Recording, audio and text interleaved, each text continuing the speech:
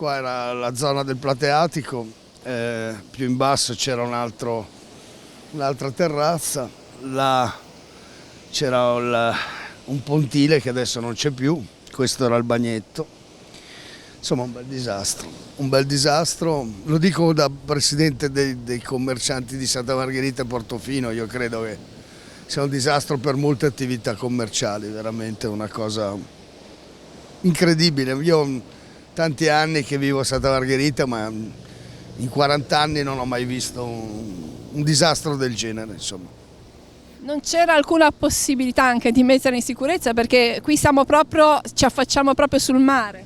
Qui siamo sul mare, tra l'altro Caponord è in una zona relativamente protetta, perché di solito il mare quando si alza, quando diventa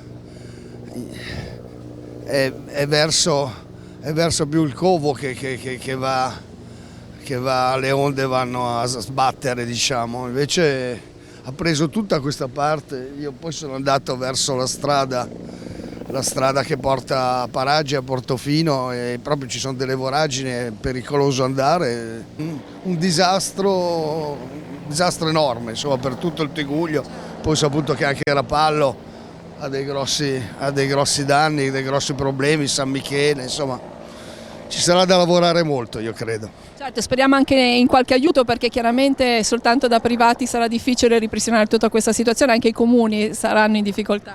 E i comuni saranno in difficoltà, ho la speranza di credere che la Regione Liguria, insomma, interverrà in maniera importante per poter permettere la ricostruzione da qua alla prossima stagione, perché poi è chiaro che tutto questo comprensorio vive di turismo e quindi Portofino, Santa Margherita, Rapallo, insomma, sono delle cittadine fondamentali per il turismo della Liguria, almeno del Levante ligure, insomma.